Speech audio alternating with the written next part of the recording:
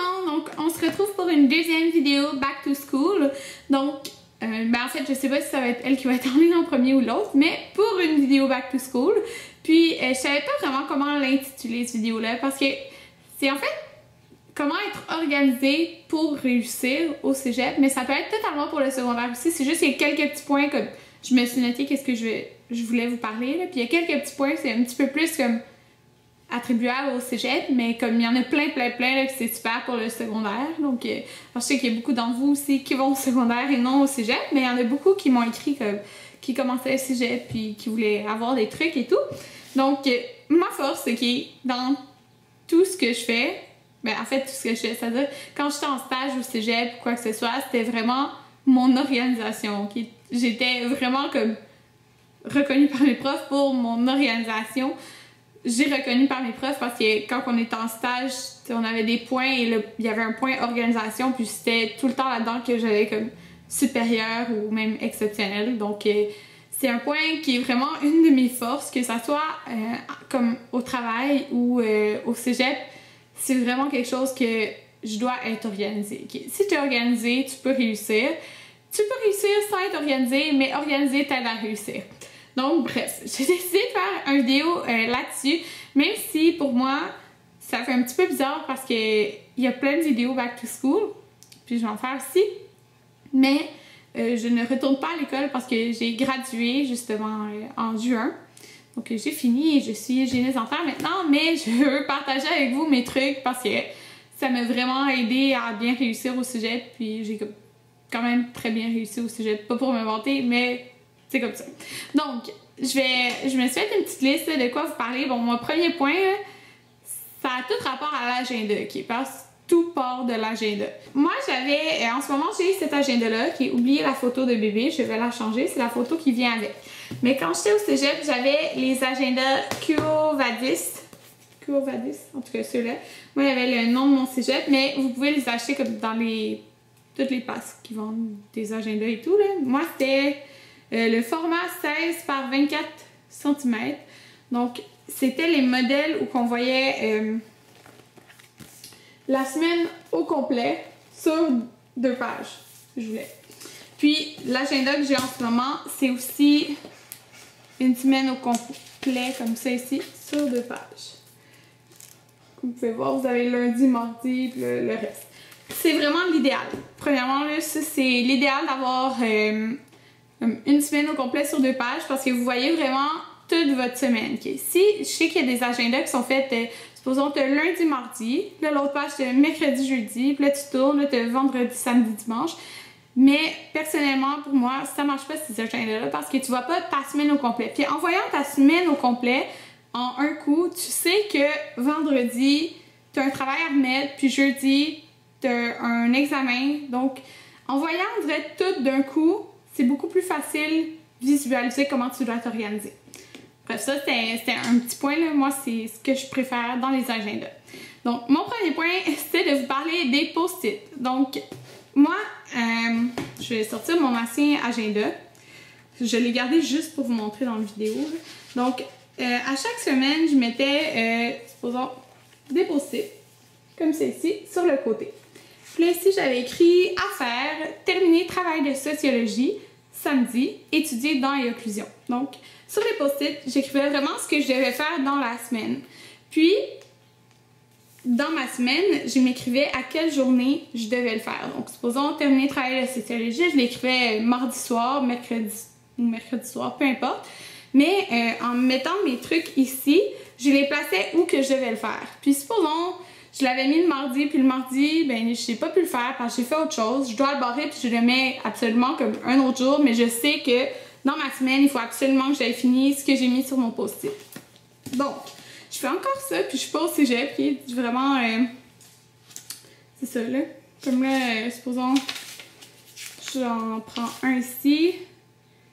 Ok, je vous montrerai pas l'adresse, mais j'avais mis un post-it ici, puis c'était écrit appartement à visiter mardi, puis là j'avais écrit l'adresse et tout.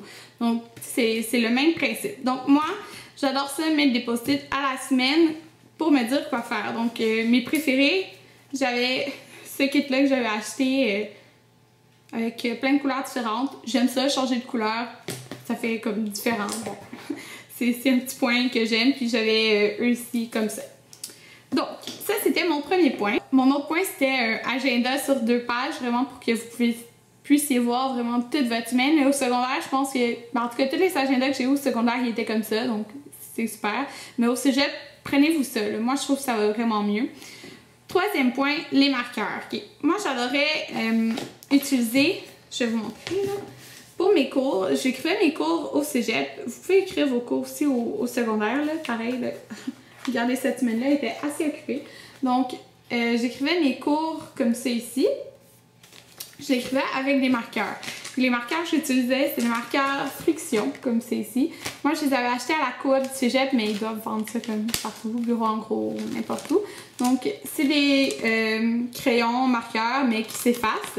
Donc, ça, je trouvais ça très pratique parce que si, supposons, vous avez des journées de grève et que vos journées changent, vous pouvez toujours effacer sans faire de plein de marques dans votre agenda. Donc, les marqueurs, moi, je trouve ça vraiment pratique.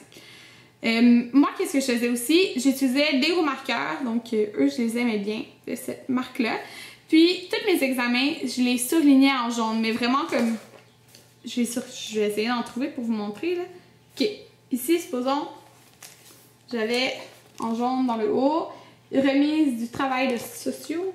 Non, remise rapport de stage.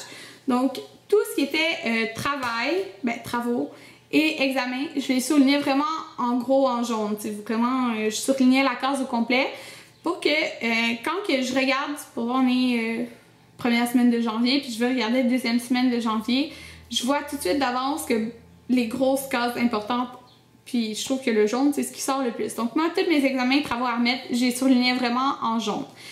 Puis, qu'est-ce que je trouve pratique? D'écrire comme tous nos examens à l'avance pour toute la session. Okay. Ben, si tu es au secondaire, je dirais pas pour l'année au complet, mais je dirais que pour la première étape. Donc, vraiment d'écrire tous nos examens d'avance, comme ça, on sait quand ils sont, on va pas être mal pris parce que tu savais pas qu'il y avait un examen, tu avais oublié de l'écrire, puis là, dans le fond, il te reste 2 jours avant de le faire, mais tu savais que tu avais un travaux à faire, fait que là, tu es comme tout pris à la dernière minute, donc vraiment, toutes les inscrire d'avance. Je trouve que ça va vraiment mieux. Puis aussi une chose, si vous êtes au cégep, c'est écrire les semaines de cégep. Parce qu'au cégep, la plupart du temps, c'est 15 ou 16 semaines. Donc, quand il y a des journées de congé, souvent, supposons on a le lundi de congé, mais le mardi, des fois, se transforme en une journée du lundi. Donc, inscrivez-vous journée du lundi, toute d'avance, pour pas que vous soyez comme perdus. Puis des fois, à cause de ça, il y a des examens qui sont plus tôt que vous aviez prévu ou quoi que ce soit. Donc, écrire vos semaines, semaine 1, semaine 2, canceller pour ça. Ça, c'est vraiment pour le cégep, ce point-là. Mais écrivez-vous-le, c'est super important, puis vous allez comme... Ça va vraiment mieux être organisé votre session. Aussi, ce point-là, ça va avec un peu ce que j'ai dit plus tôt là, mais vraiment, chaque jour, en bas de votre journée, d'écrire ce que vous avez à faire, mais pas juste comme travaux, vraiment comme études. Si vous savez que la semaine prochaine ou dans 2 semaines, vous avez un gros examen qui vaut pour 25, même 30% de votre session, vous savez que vous avez, supposons, 6 chapitres à étudier. Mais c'est bien, moi, je me réservais toujours le dernier jour avant ou les 2 derniers jours avant pour que ça soit juste la révision de ce que j'ai comme mal compris.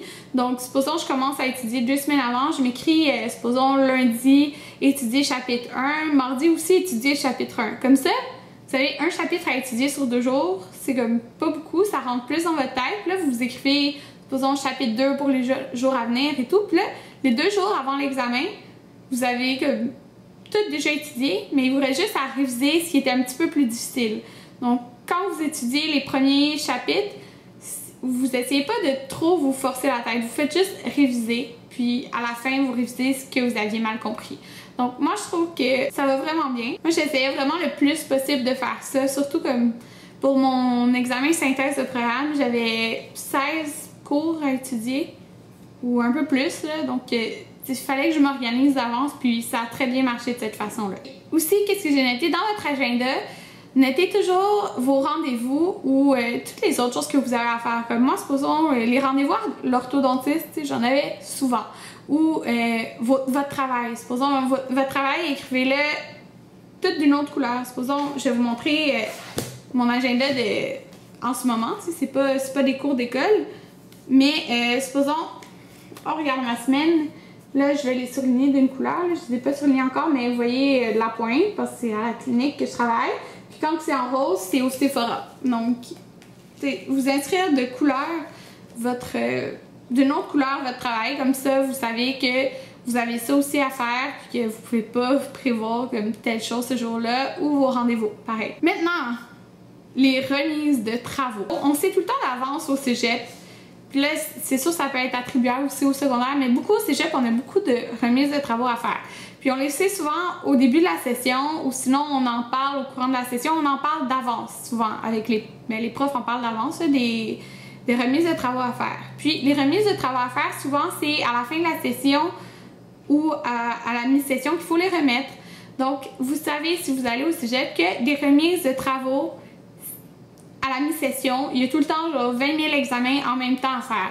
Donc, les remises de travaux, dès que vous savez que vous avez un travail à faire, faites-le le plus tôt possible. Puis, pour vrai, moi, c'est vraiment ça que je faisais parce que dès que je savais que, supposons cette semaine, j'ai rien à faire, puis, supposons que je suis au cégep, puis je sais que cette semaine, j'ai aucun examen, puis la semaine prochaine non plus, puis après, les examens commencent, puis qu'après, j'ai mon travail à remettre, mais je ferai tout de suite mon travail à remettre si j'ai la matière et les compétences déjà pour le faire.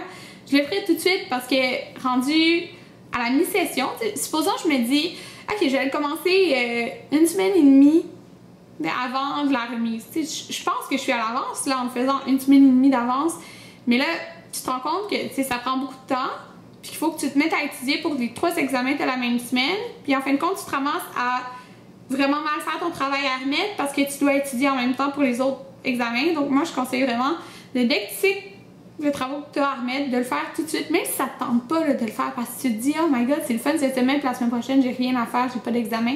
Non, fais-le tout de suite, tu vas être vraiment content de l'avoir fait d'avance. Au pire, fais-en comme un petit peu par jour au moins, ça va être déjà fait, puis tu vas être content à mi-session. Les cartables. Donc, moi, dans les cartables, souvent, il y avait des cahiers coop. Donc, si vous allez au cégep, vous savez c'est quoi des cahiers coop? C'est des cahiers faits par les profs. Pareil au secondaire, vous pouvez avoir des cahiers comme faits par les profs, peu importe, dans les gros manuels. Moi, vraiment, les post-it, je pouvais pas m'en passer, mais vraiment, j'en mettais à chaque chapitre. Donc, supposons, moi, ça, c'était mes préférés. Ceux que tu as plusieurs couleurs, qui sont comme lisses, là, sont pas en papier. Donc, je les adorais parce que, supposons, si je savais que chapitre 1 à 5, c'était pour l'examen 1, puis chapitre 6 à, mettons, 10, c'était l'examen 2. Et tout ce qui était... chaque chapitre, supposons, j'écrivais le nom du chapitre sur le petit post-it que je collais. Mais tout ce qui était examen 1, je les mettais tout en bleu. Ce qui était en examen 2, je les mettais tout en jaune. Comme ça, je sais vraiment qu'est-ce que je dois étudier pour chaque examen. Puis j'ai les gros thèmes sur mes post-it. Donc moi, je trouve ça très pratique. Puis ça aide beaucoup dans notre étude. Puis aussi, quand un prof disait... parfois ça arrive, là. Il y en a des profs qui disent vraiment rien pour nous aider, là. Mais il y en a qui disent ça c'est vraiment important ou il y en a qui disent carrément ça va être à l'examen. Moi ce que je me faisais c'était vraiment une étoile, puis je la colorais jaune à l'intérieur et je savais que ça c'était à l'examen ou que c'était important. S'il a dit que c'était important, c'est probablement qu'il va le mettre à l'examen. Donc ça, je faisais tout le temps ça aussi. Maintenant, mon point, c'était études, mais j'en ai déjà un peu parlé. Je disais que quand on a un gros examen, de répartir comme notre étude sur 2 semaines, là, ça va beaucoup mieux que de se dire 3 jours avant puis que tu as trop d'études, fait que ça te fait mal à la tête puis que tu n'as plus envie d'étudier. Donc vraiment de le répartir sur 2 semaines, ça va beaucoup mieux. Puis les 2 derniers jours, tu révises que tu avais plus de difficultés. Puis aussi, qu'est-ce qui aide beaucoup dans l'étude, c'est soit de faire des tableaux de révision ou des feuilles de révision parce que oui, c'est chiant de faire ça. C'est chiant de faire des tableaux de révision. Puis c'est chiant des fois faire des feuilles de révision. Mais quand tu les fais, ça t'aide à réviser. Puis moi, qu'est-ce que je faisais souvent? Parce que j'aime pas ça faire ça chez moi le soir. Je trouve ça plate. Okay? Mais souvent, c'est cégep, on a des grosses pauses. Puis dans ces pauses-là, supposons j'avais une pause de 3 heures. Puis je suis avec des amis, mais ça me tente pas d'étudier. Ça me tente juste pas d'étudier. J'aime mieux parler. Mais en même temps, je pouvais quand même prendre les grosses lignes puis me faire mes feuilles de révision en même temps de parler avec mes amis. Tu sais, je révise pas tant en même temps, mais en même temps, je l'écris, fait que ça rentre dans mon cerveau. Donc, tu sais, c'est un petit truc, là. Si vous voulez pas les faire chez vous parce que vous trouvez que c'est comme du temps à perdre, faites-le quand vous êtes comme en train de dîner, là, vous faites ça en même temps, vous écrivez les grosses lignes pour faire votre feuille de révision, puis ça rentre dans votre tête sans même vous en rendre compte.